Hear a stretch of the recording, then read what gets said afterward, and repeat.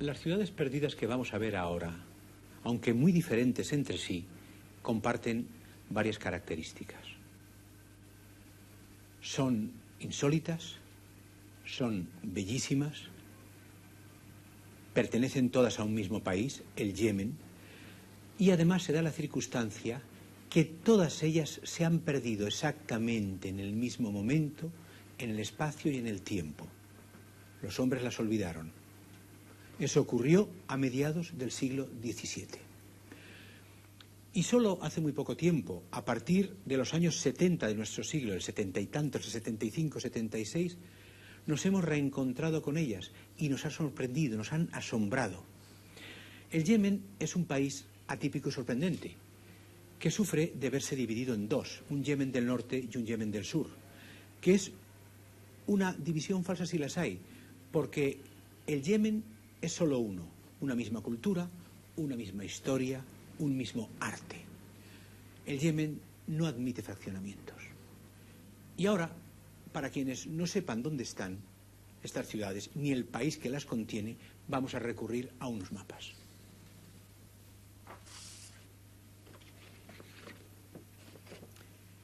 Aquí tenemos Arabia, encrucijada natural entre Europa, África y Asia. Y este es el Rub al-Khali, el gran espacio vacío, el desierto continuo más grande del mundo. El Rub al-Khali y los territorios circundantes constituyen la llamada Arabia desierta. Aquí tenemos la Arabia pétrea, cuya capital fue la mítica Petra que ya conocen ustedes. Y aquí, en este rinconcito, está el Yemen, al que los griegos y romanos llamaron Arabia feliz. Como ven, está lleno de montañas, que son muy altas. La más alta de ellas es esta, el monte Shuaib, que alcanza 3.750 metros. Tanto el clima que estas montañas provocaban en el Yemen, como el lugar privilegiado de encrucijada que ocupaba Arabia, permitieron que a lo largo de 3.000 años se produjeran en este país no una, sino varias florecientes civilizaciones. Civilizaciones que a su vez levantaron ciudades tan hermosas como insólitas, algunas de las cuales continúan hoy vivas, llenas de gente, pero, cosa curiosa, manteniendo un tipo de vida propio del Islam medieval. Iniciamos, pues, nuestro viaje de reencuentro con estas ciudades perdidas.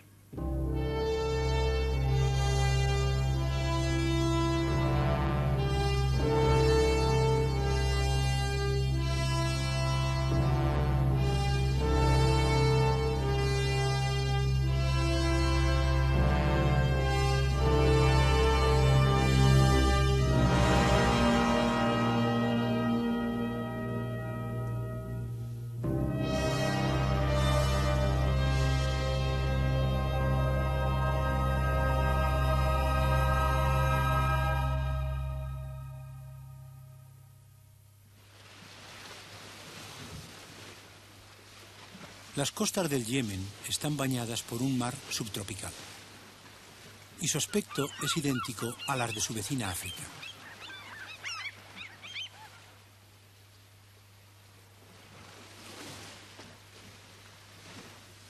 Tierra dentro de las costas yemenitas y a menos de un centenar de kilómetros, se alza de golpe un enorme macizo granítico que ocupa el 90% del Yemen. Unas montañas cuyas cumbres rozan a veces los 4.000 metros y que son ricas en valles espaciosos y cultivables. Sus cumbres detienen las cálidas nubes que vienen del mar y las convierten en lluvia.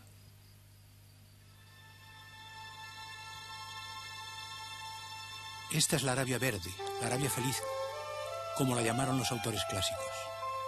Aquí se da una rica agricultura, cereales, huertas, viñedos y por todas partes árboles, tanto frutales como de sombra. Pero justo donde acaban las últimas montañas y los valles que acogen, comienza el Rub al-Khali, que con sus 650.000 kilómetros cuadrados es el desierto continuo más grande y más espantoso de nuestro planeta. Pues bien, estos valles a las puertas del desierto, y no los verdes del altiplano, fueron los elegidos para establecerse por la mayoría de los primeros colonizadores al llegar aquí hace más de 4000 años. Los antepasados de este hombre, que todavía hoy sigue viviendo a las puertas del desierto, eran nómadas, venidos del norte, que decían ser los semitas más antiguos de la humanidad, por descender de Joctán, bisnieto de Sem y tataranieto, por tanto, del propio Noé. Estos hombres, al borde mismo de las estériles arenas, se dedicaron al pastoreo y la agricultura, aprovechando el agua abundante que, procedente de las altas montañas, regaba aquellos valles terminales. Y luego, a la altura del año 2000 a.C., se dedicaron también al tráfico caravanero. Durante los 800 años siguientes, sus mercancías, ninguna de lujo, cruzaron lentamente los desiertos, a lomos de asnos siempre sedientos, a lo largo de rutas que zigzagueaban de pozo en pozo.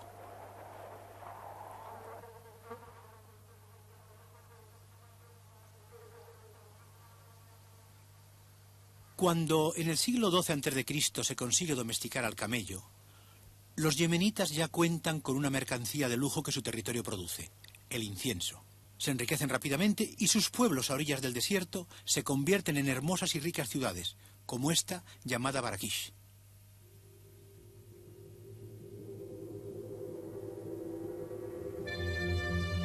Imaginémonos verdes las tierras que la rodean. Imaginémonos los centinelas en las almenas. Y también con la imaginación reconstruyamos las ruinas del interior. Un gran templo, otros menores, un palacio, edificios nobles, casas sencillas, una enorme plaza-mercado para vender productos traídos por las caravanas, almacenes, alojamientos para los viajeros y sus camellos, y sobre todo, agua y sombra abundantes. Ciudades como esta y mucho mayores florecieron al pie del desierto, gracias a la conjunción del comercio caravanero y el agua abundante. Un agua retenida en miles de cisternas y estanques y en cientos de diques y presas. Así, pudieron fundarse en estos desiertos, entonces verdes en buena parte, hasta media docena de reinos caravaneros. El más importante de todos ellos fue el reino de Saba, el de la famosa reina.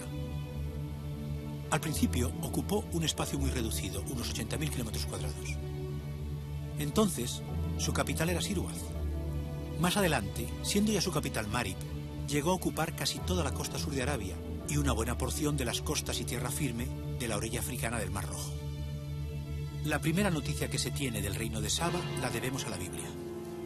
La reina de Saba, habiendo tenido noticia de la fama de Salomón y del templo por él edificado al nombre de Yahvé, vino para ponerle a prueba con enigmas. Entró pues en Jerusalén con un gran séquito de camellos, cargados de aromas y oro en grandísima cantidad, y de piedras preciosas. Salomón le resolvió todas sus proposiciones. No hubo cosa oculta para el rey y que no pudiera resolvérsela. Luego, la reina ofreció a Salomón los presentes que le había traído.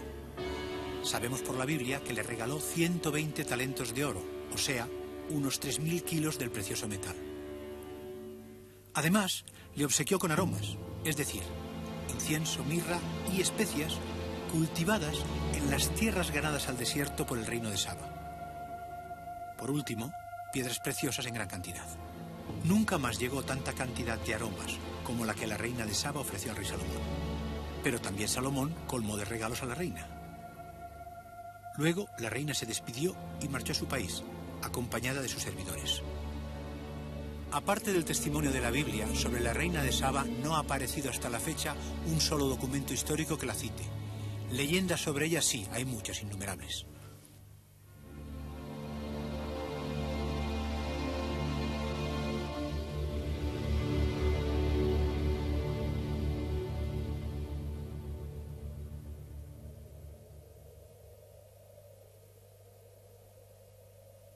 Este templo consagrado al dios de la luna es el único edificio que queda en pie de Sirwaz, la que fuera primera capital del reino de Saba. Las inscripciones en sus muros nos permiten saber que fue edificado en el siglo V a.C. Cabecitas de cabras montesas constituyen el motivo decorativo de los frisos. El macho de esta especie se ofrecía en sacrificio al dios lunar.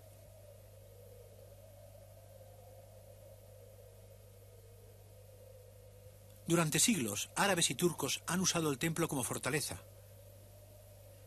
Y para adecuarlo a esa misión han cometido contra él delitos de lesa arquitectura, sobre todo en su interior, que convirtieron en cuartel. Aquí hay inscripciones por todas partes. Al traducirlas, se está descubriendo el importante papel que representaron las caravanas comerciales del reino de Saba, las cuales, junto con las mercancías, intercambiaban ideas, arte y civilización, de la India al Mediterráneo y de Mesopotamia al África del Este. El dios de la luna era macho y benéfico, mientras que la divinidad del sol era hembra y maléfica, justo al contrario que en Occidente. Esta transposición machista se produjo al considerar que el calor del sol hacía preferible que la vida social y los movimientos de las caravanas tuviesen lugar de la caída de la tarde hasta poco después del amanecer. Esto es lo que queda de la ciudad y esto lo que queda del verdor que la rodeaba.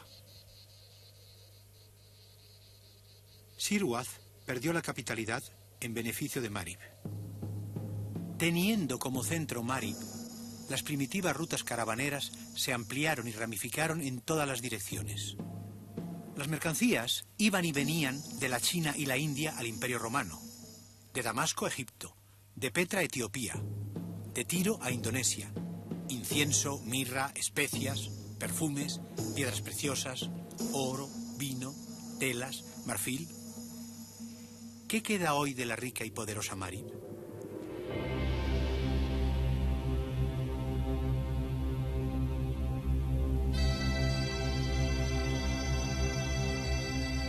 La que fuera capital del reino de Saba yace ahora bajo el suelo de las casas de esta hermosa ciudad medieval. Sabemos que contaba con templos y palacios, adornados con elegancia, belleza y lujo, y que aquí confluían embajadores y caravanas provenientes de los lugares más lejanos del mundo entonces conocido.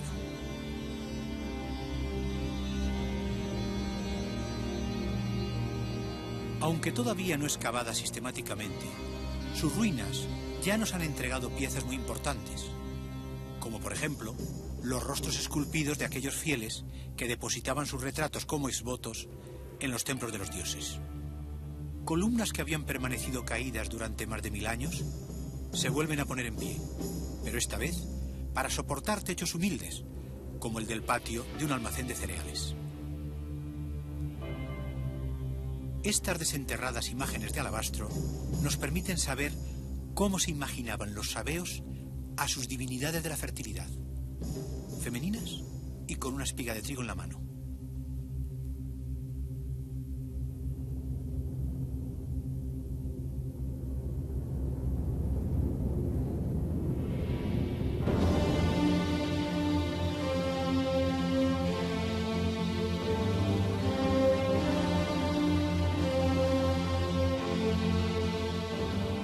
En 1952, arqueólogos norteamericanos desenterraron cerca de Marib su templo del dios de la luna. Pero en solo algo más de 30 años, las arenas del desierto han vuelto a devorar las ruinas. A 4 kilómetros del templo de la luna, emergen de la arena 5 solitarias pilastras. El lugar no ha sido excavado y no se sabe si se trata de un templo o de un palacio. Pero tradiciones y leyendas aseguran que aquí estaba el salón del trono de la reina de Saba.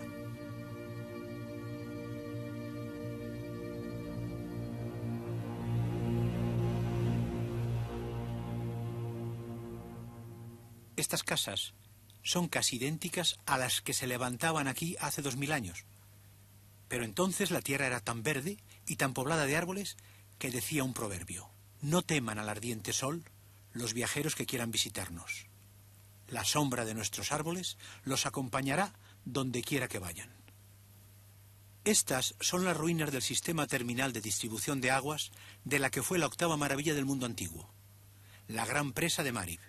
Comenzada a construir hace casi 3 milenios, estuvo en servicio durante más de 1300 años. Recorramos rápidamente el 1,5 kilómetros que nos separa de ella, porque vale la pena visitarla. Esta es la esclusa de la orilla derecha. La esclusa se abre entre las dos torres. Al otro lado del río se ve la pared rocosa de la orilla izquierda. Desde aquí no se distingue ningún resto del dique de la presa, pero ya los veremos cuando nos acerquemos a la esclusa norte, a casi 700 metros de aquí, y cuyas torres ahora se divisan a lo lejos. Antes de que se construyese la presa, las cosas estaban así.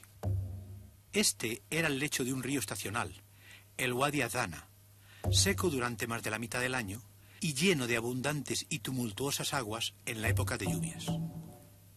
Aguas que no podían regar la llanura porque su cauce quedaba más bajo.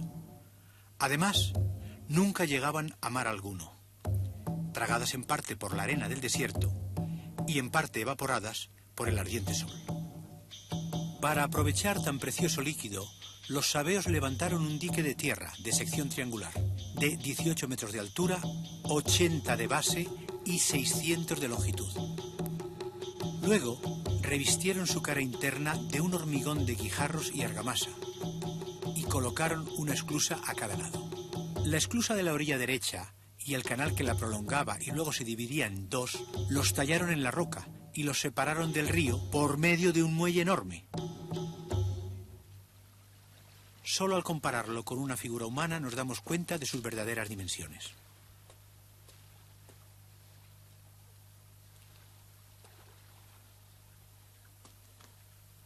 Nos dirigimos a la esclusa. Vamos encontrando inscripciones que nos cuentan vicisitudes del dique. Vicisitudes a lo largo de su milenaria existencia, es decir, sus roturas, sus reparaciones y sus ampliaciones. La entrada del agua en el canal de la esclusa se regulaba sacando hacia arriba unas vigas de madera que descansaban unas sobre otras y cuyas extremidades corrían encajadas en unas acanaladuras verticales de obra.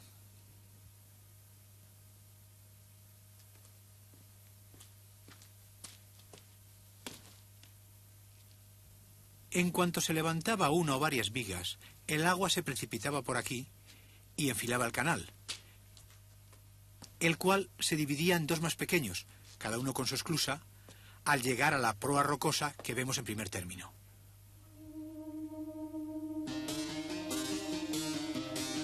El derecho regaba las tierras de la llanura que se extendía a su derecha. El izquierdo servía de aliviadero, cuando el nivel del agua retenida por el dique se aproximaba demasiado a su cresta. Y ahora, para visitar la esclusa de la orilla izquierda, vamos a comenzar a caminar desde este punto. La enorme acumulación de tierra que vamos a encontrar al final de la pared rocosa está constituida por los sedimentos depositados por las aguas a lo largo de los 3 últimos siglos de funcionamiento de la presa. El color amarillo indica la extensión alcanzada por los sedimentos acumulados en el suelo en los 3 siglos que dejó de limpiarse anualmente la presa. ¿Por qué este descuido? Pues porque cada vez había menos gente en Marin. Había comenzado la decadencia de los reinos caravaneros debido a que en el siglo I de nuestra era, un navegante griego había descubierto las leyes que rigen el soplo de los vientos en el Mar Rojo y en el Índico. A partir de ese momento, el Imperio Romano prescindió de los intermediarios caravaneros, porque las naves romanas podían ahora ir a la India en 2 meses con el monzón de primavera y volver en otros 2 con el monzón de otoño.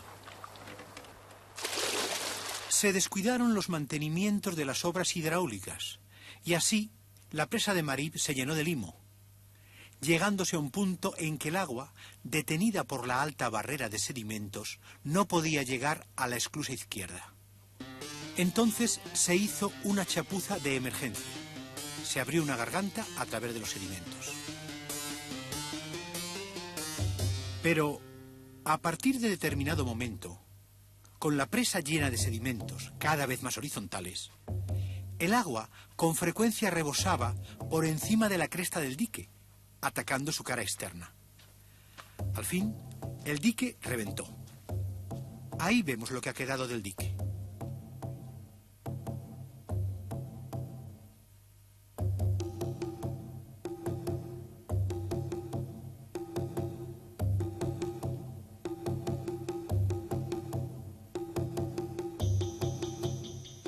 Esta esclusa era la más importante, porque permitía regar nada menos que 5.000 hectáreas de desierto.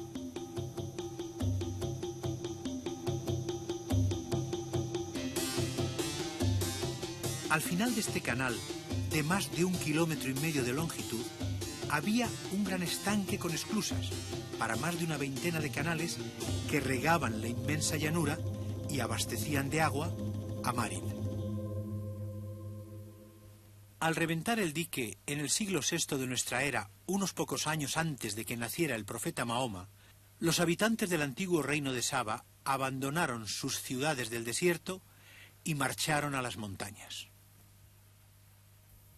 Pero no se instalaron en los valles que, aunque ricos en agua y buenas tierras, eran difíciles de defender de bandidos y soldados enemigos, sino que fundaron sus pueblos en las más ásperas cumbres de las montañas más áridas.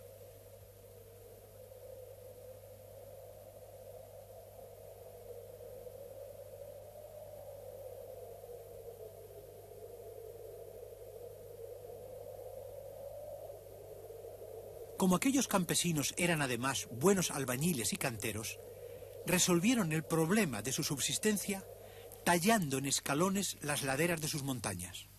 Las terrazas resultantes las cubrieron de una espesa capa de buena tierra y para que las lluvias no se la llevasen, la sujetaron con paredes de piedra. Luego la araron y la sembraron, como siguen haciendo en la actualidad. Estamos en otoño. La siembra duerme bajo tierra, pero en primavera las montañas serán verdes. Vamos ahora a conocer de cerca uno de esos pueblos, Háchara, que se levanta muy por encima de las rocas donde las águilas tienen sus nidos.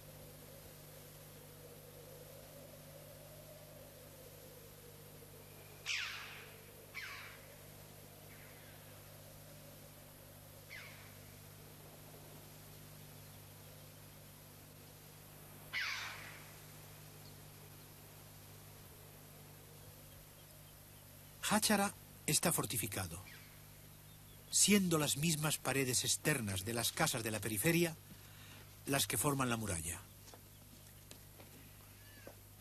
Si se añade a esto que para entrar en el pueblo solo se abre una pequeña puerta en ella, uno se explica que estos lugares hayan sido, durante siglos, y hasta muy entrado el nuestro, prácticamente inexpugnables.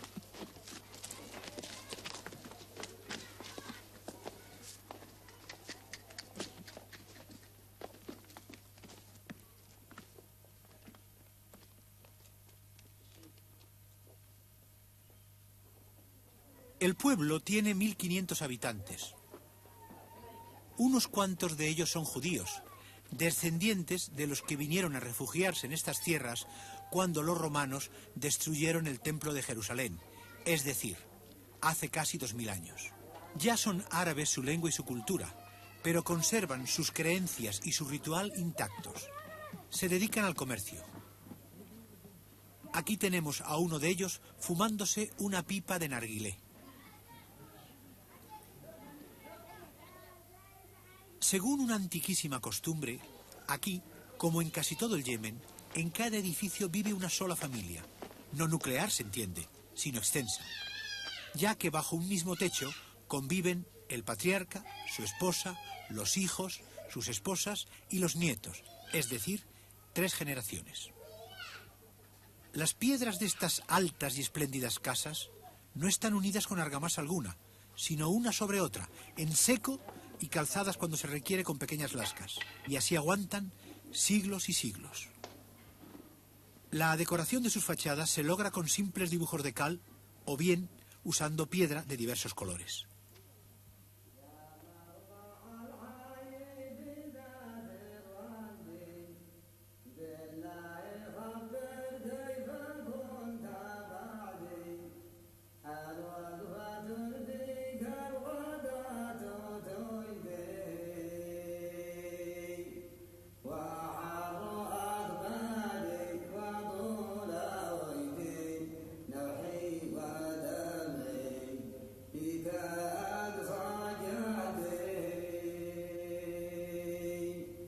Las murallas de Sada ciudad al borde del desierto, son de tierra. Se construyeron hace 500 años y desde entonces han resistido bastantes asedios y no pocos cañonazos. Y ahí las tenemos, casi intactas. Lo mismo que sus murallas, las casas de Sada son de arcilla, como ya lo eran en tiempos de los reinos caravaneros, cuando la ruta del incienso pasaba por aquí. En Sada llueve pocas veces, pero cuando llueve lo hace torrencialmente. Por eso, la poca piedra de que disponen sus albañiles se emplea para la cimentación de las casas. Estamos entrando en una casa en construcción, donde veremos en acción a un arquitecto y su equipo. La madera, usada siempre discretamente, ya que tampoco abunda, es también elemento indispensable en la construcción de edificios, sobre todo para el entramado de los suelos de los diferentes pisos. La tierra se extrae cavando el suelo de lo que luego será el patio de la casa. A continuación se mezcla con paja de trigo muy picada y agua, y se amasa con los pies.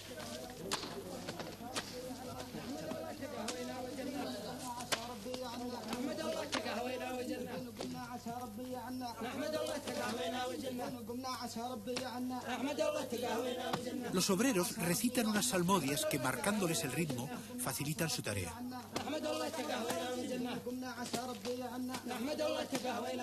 El hombre que está en lo alto del muro y que es una afortunada mezcla de arquitecto, albañil y escultor, es el responsable de la obra terminada, tanto en lo tocante a su solidez como a su belleza.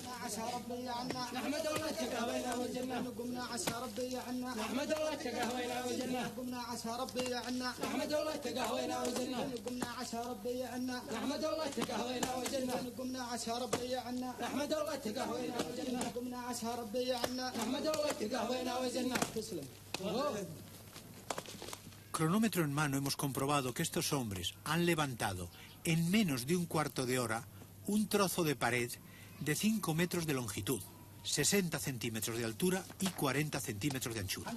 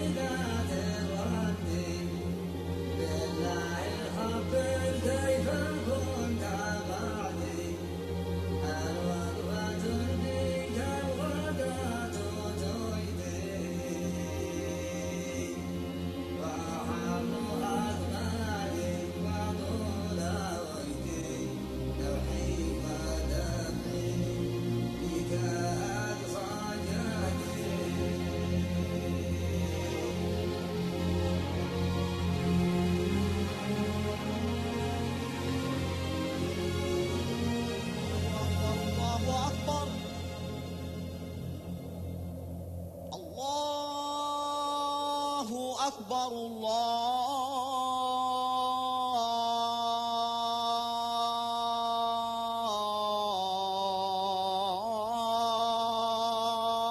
الله أكبر أشهد أن لا إله إلا الله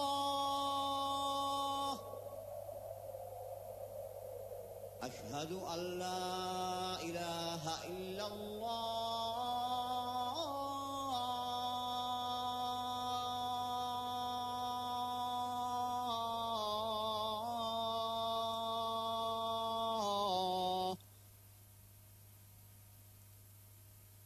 أشهد أن محمدا رسول الله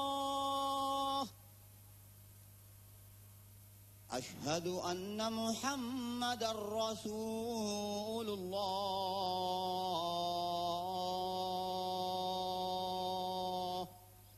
حي على الصلاة حي على الصلاة. En el año sexto de la Égira, los descendientes de los señores de la Ruta de la Seda, cansados de su civilización en ruinas y de sus dioses inútiles, se convirtieron al Islam.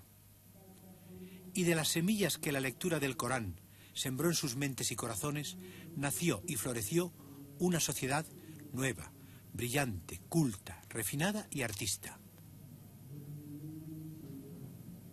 Y los campesinos albañiles inventaron templos nuevos de bellas siluetas y hermosamente decorados, dignos del Dios que venía a satisfacer las necesidades espirituales del pueblo yemenita.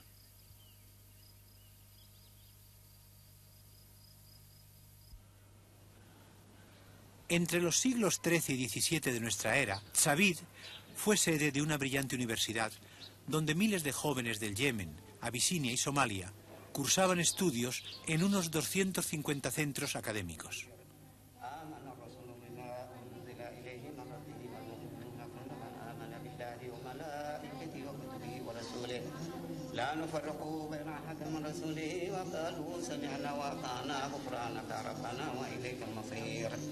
لا يكلف الله نفسا إلا وسعها لها ما كسبت وعليها ما اكتسبت ربنا لا تؤاخذنا إن نسينا أو أخطأنا. Entrar en la mezquita mayor de Tzabid es como hacer un viaje al pasado. ربنا ولا تحملنا ما لا طاقة إلا به واعف عنا واغفر لنا وارحمنا واعف عنا واغفر لنا وارحمنا أنت مولانا فانصرنا على القوم الكافرين. بسم الله الرحمن الرحيم.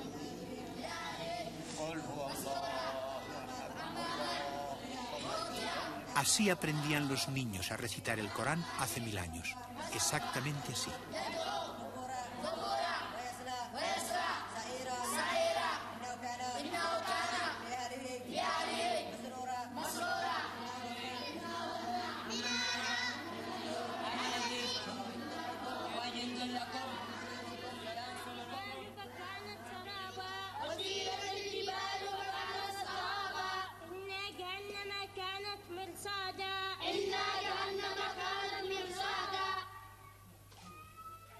El humilde ladrillo cocido era el material preferido por los geniales albañiles de Tzabid.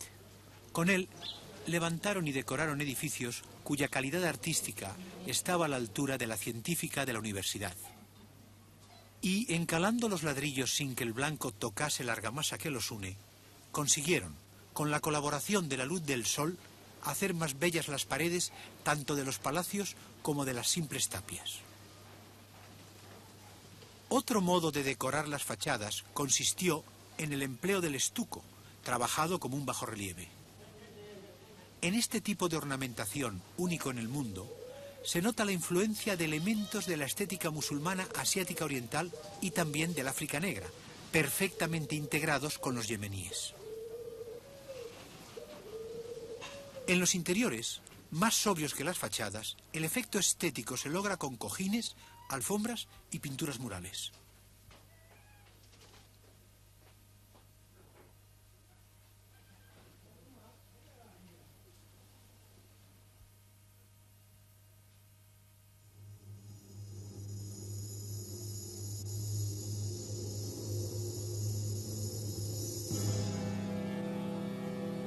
Los dos personajes históricos más importantes del Yemen han sido mujeres. Una ya la conocemos, la reina de Saba. La otra reina también se llamó Arwa. Esta ciudad, Jibla, fue su capital.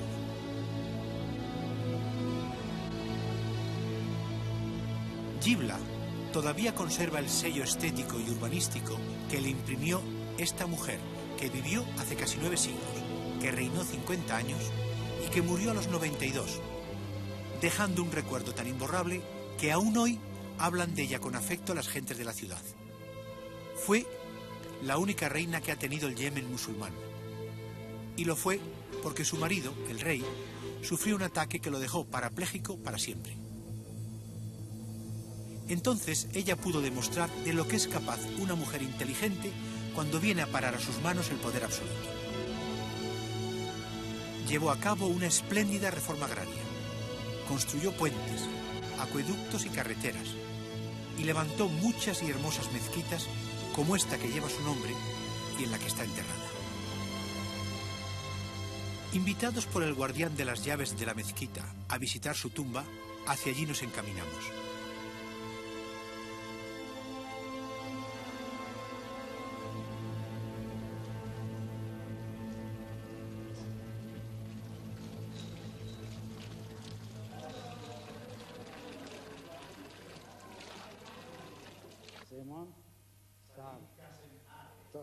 El guardián de las llaves, admirador incondicional de la reina.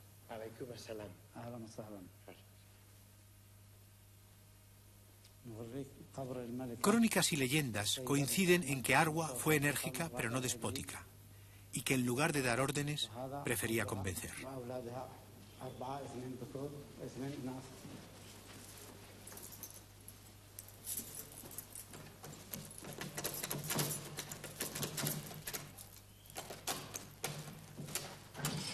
Su tumba es muy sencilla, una caja cubierta por una colcha dentro de una pequeña alcoba perfumada con incienso.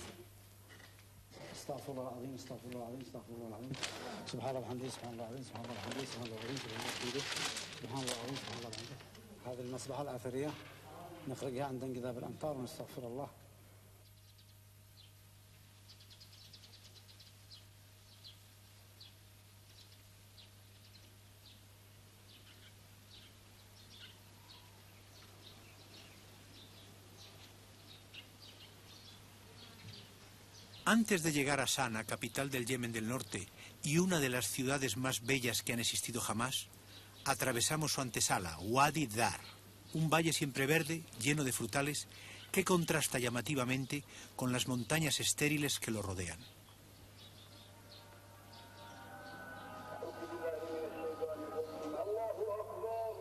También Sana está rodeada de montañas desnudas. El agua que alimenta su existencia procede en su mayor parte de inagotables corrientes subterráneas a 30 metros de profundidad, a las que se llega perforando pozos. Cada casa tiene su pozo, lo mismo que tienen los suyos los innumerables huertos que hay dentro de la ciudad. Aunque la leyenda dice que Sana fue fundada por Sem, hijo de Noé, la verdad es que la ciudad no es tan vieja. Se sabe que hace 2000 años era una importante ciudadela en la ruta de las caravanas y que ya ciudad ha sido capital del Yemen los últimos 1500 años, con algún breve intervalo, como cuando la reina Arwa prefirió la ciudad de Jibla. Extramuros de la Sana medieval prolifera la Sana moderna. Esta ciudad no habría sido posible sin una terrible guerra civil entre monárquicos y rebeldes republicanos, que duró de 1962 a 1968. La victoria final republicana liquidó una monarquía teocrática milenaria, que había dado la espalda a la historia durante los últimos 300 años. La batalla decisiva se libró en la propia Sana. La ciudad, defendida por los republicanos, soportó durante 70 días las acometidas de ejércitos realistas más numerosos y mucho mejor armados, que al final no consiguieron escalar o perforar su en algunas partes milenaria muralla de tierra.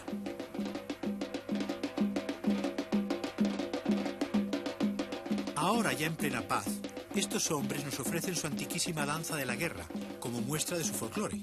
Y mientras los contemplamos, no podemos dejar de pensar que los menos jóvenes de ellos, hace tan solo 20 años, luchaban desesperadamente divididos, con mortíferas armas modernas, defendiendo dos visiones del mundo diametralmente opuestas.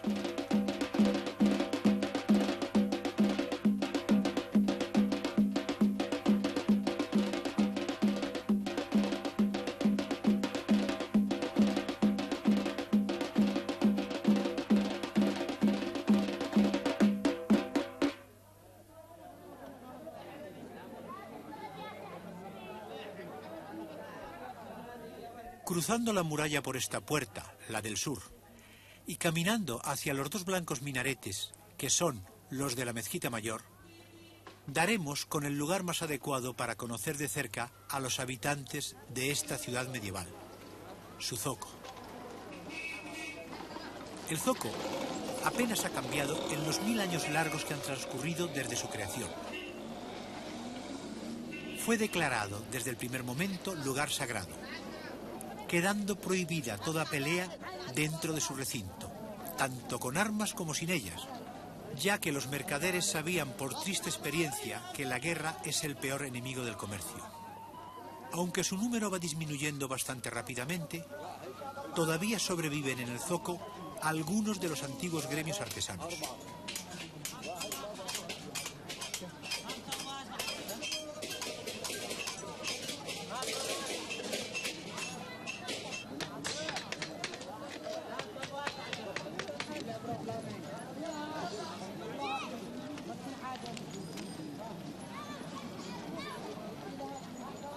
Desde que el camello se ha visto sustituido por el motor, este antiguo edificio y otros como él se han visto reducidos a lugares de almacén y ventas al por mayor. Pero mientras hubo caravanas, estos patios alojaron camellos.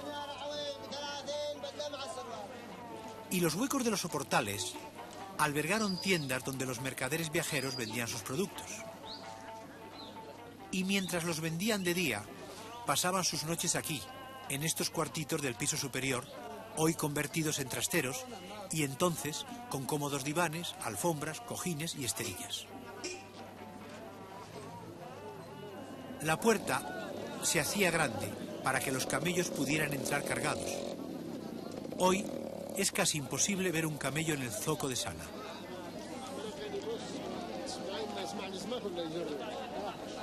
Las uvas, de las que hay más de 20 variedades, abundan en el Yemen.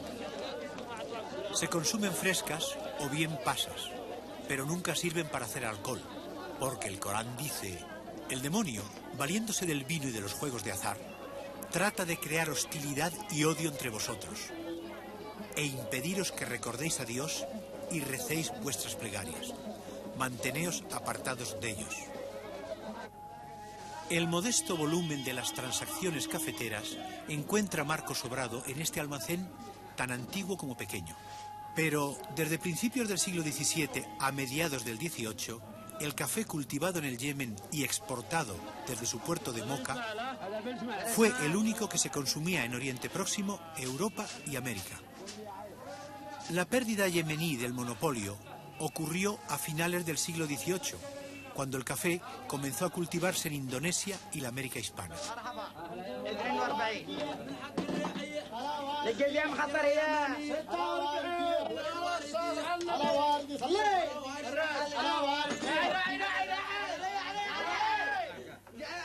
Cuando un occidental visita el zoco de Sana, se imagina que así debieron ser los mercados de las 1001 noches.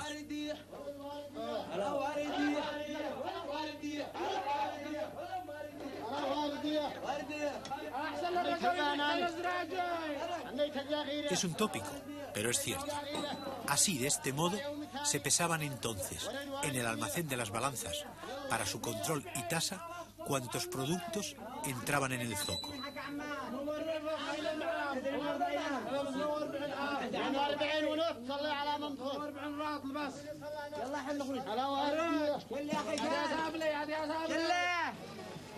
El negocio más próspero del zoco de Sana es el de la venta de unas dagas de hoja curva llamadas jambias.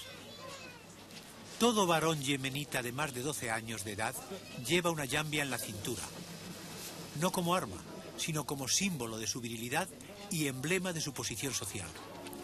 La de este hombre lo identifica como miembro de la aristocracia social. Empuñadura de asta con adornos de oro, vaina de plata finamente trabajada y cinturón forrado de brocado y bordado con hilo de oro y plata. Él mismo nos dice lo que le pagarían por su jambia si la vendiera: 10.000 reals, es decir, unas 250.000 pesetas.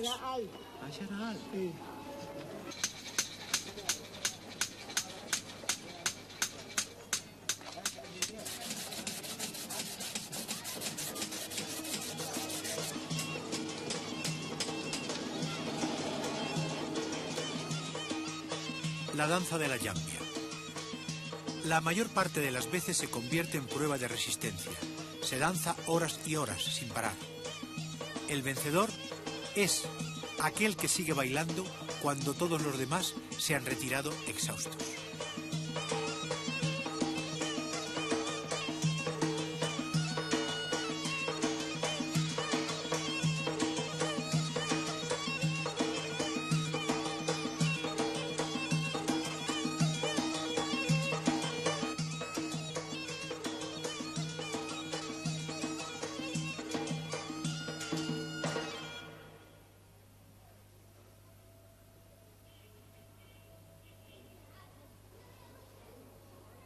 Las casas de Sana tienen de 4 a 8 pisos.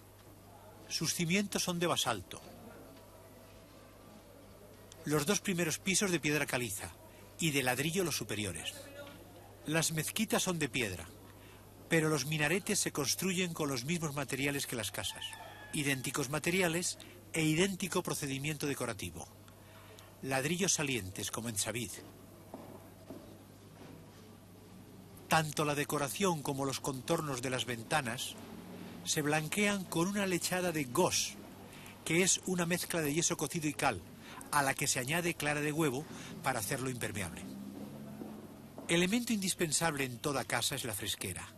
En ella, el agua, contenida en vasijas de barro muy porosas que rezuman copiosamente, se mantiene siempre fría. En todas las casas de Sana hay cuartos de aseo, a veces uno en cada piso. La banda de estuco vertical blanca indica el lugar por donde bajan las aguas sucias. Veamos cómo son los cuartos de aseo. En este hay una peana en el centro. Sobre ella se coloca un gran recipiente lleno de agua limpia. Hay 2 pares de reposapiés. El que tiene agujero es el evacuatorio y va a dar por debajo del pavimento al pozo de aguas sucias. El otro corresponde al lugar del lavado del cuerpo, tarea que se lleva a cabo varias veces al día, ya que el Corán exige que las 5 oraciones cotidianas a que todo musulmán está obligado se reciten con el cuerpo limpio. También hay un hornillo de carbón para calentar el agua y estantes empotrados en la pared. Aquí tenemos un cuarto de aseo. Ahí está el recipiente. Los reposapiés para lavarse. Los del evacuatorio. Las paredes decoradas y dadas de gos para poder limpiarlas con agua. El caldero para el agua caliente y el hornillo. Además de los numerosos cuartos de aseo de sus casas, los habitantes de Sana han contado siempre con numerosos baños públicos, que pueden ser a veces grandes como este, o bien pequeños como este. Se toma un baño completo visitando 3 salas sucesivas. La primera a temperatura normal, la segunda templada y la tercera llena de vapor. Además de sus funciones de limpieza corporal y purificación ritual, los baños también han desempeñado siempre el papel de lugares de esparcimiento y contactos sociales. También las mujeres disfrutan de los baños. Hay unas horas reservadas para la clientela masculina y otras para la femenina.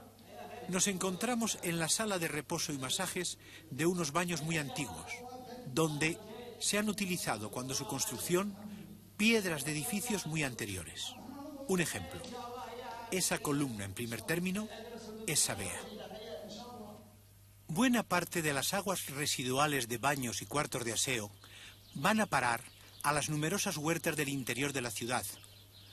Huertas que, al estar rodeadas de tapias, no se pueden disfrutar desde la calle, pero sí desde los pisos superiores de las casas. El piso más alto de cada edificio está destinado a la mejor habitación, llamada mafraj. Tiene más ventanas y mayores que ninguna otra de la casa. Aquí tenemos la planta de un mafraj típico de clase media modesta. El mafraj es habitación de uso exclusivo masculino. Aquí se reúnen los varones de la casa con amigos e invitados. El que visitamos ahora pertenece a un palacio y es uno de los más hermosos de la ciudad. Ahí están los varones, fumando en sus pipas de agua, los narguilés, rodeados de bandejas llenas de fruta y recostados en cómodos divanes. Y en el centro, un quemador de incienso perfuma el ambiente.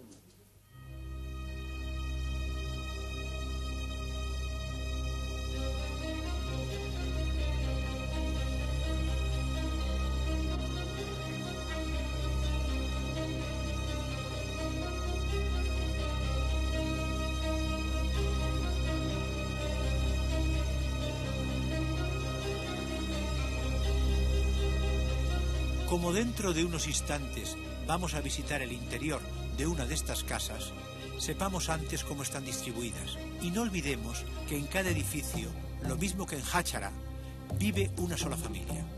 Vemos el mafraj arriba con su amplia ventana y vemos que los 3 cuartos de aseo con que cuenta vierten a un pozo que termina en el denominado cuarto del estiércol.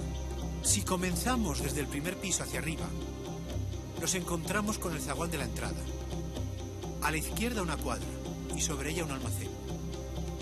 Luego, en todos los pisos, cuartos de estar, además de dormitorios, comedor y otras habitaciones que dan a otras fachadas. La boca del pozo da a la cocina. El piso en que ésta se encuentra incluye siempre el comedor y es así. El penúltimo piso pertenece exclusivamente a las mujeres y cuentan en él con una habitación que en el mundo femenino cubre las mismas funciones que el mafraj en el masculino.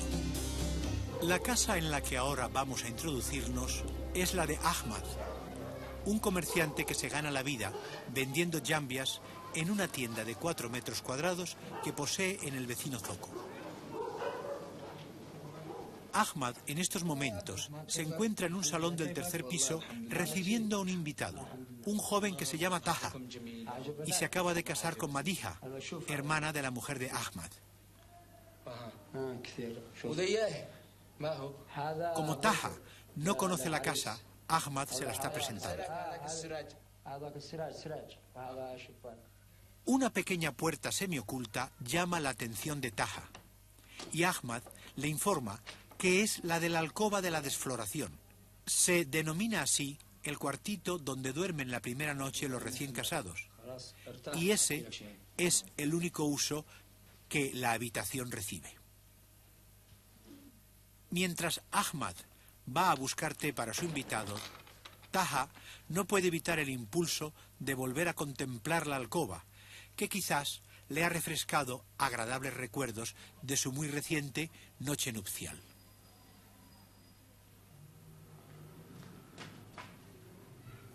Esta mujer que pasa de la antecocina a la cocina es la esposa de Ahmad. Debajo de la ventana podemos ver la fresquera, un invento yemenita que tiene más de 2000 años. La fresquera por fuera. Después de visitar a una tía enferma, Madiha, esposa de Taha, se dirige a casa de su hermana y cuñado para reunirse con su esposo.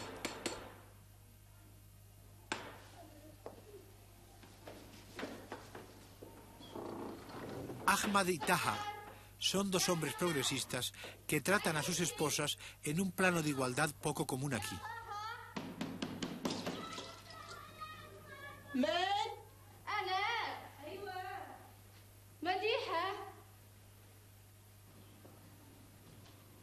La de Ahmad está a favor del velo. Taha, por su parte, es republicano y se hizo novio de su mujer cuando vino a saber que ella estaba contra el velo. Para evitar los insultos de los integristas furibundos, lo lleva cuando ha de transitar por ciudades o barrios muy tradicionales. Pero por las calles de la Sana moderna y en las casas de los amigos de su esposo va a cara descubierta. ¿Cómo está tu tía?, le pregunta Taha. Ya bien, gracias a Dios, responde ella. كيف حالكم؟ أهلا. كيف انتي؟ نحمده. معلش شيء. الحمد لله. هي ادخلي نتقهوى هي. هاي كيف انتي؟ معلش الحمد لله. معلش. كيف حال الجاهلة؟ بخير ولا فيها شيء. ها وجهالش كيفهم؟ الحمد لله بخير. لا عندي لك اياها بسرعة.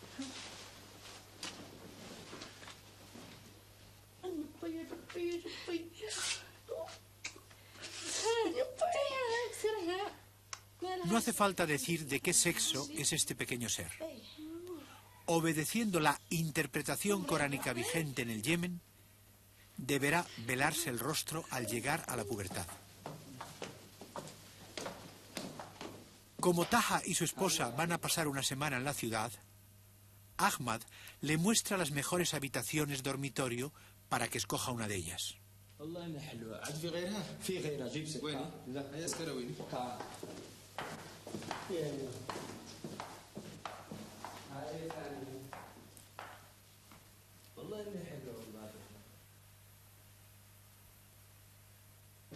He aquí el mafrash de la casa, en plena tertulia de parientes y amigos, todos varones, por supuesto.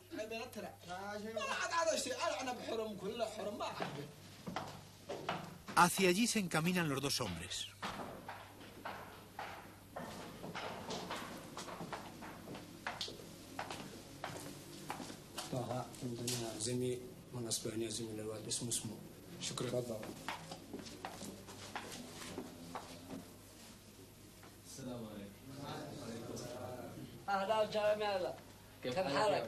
El amable anciano a quien Taha saluda es el patriarca, padre de Ahmad y cabeza de la familia que vive en esta casa.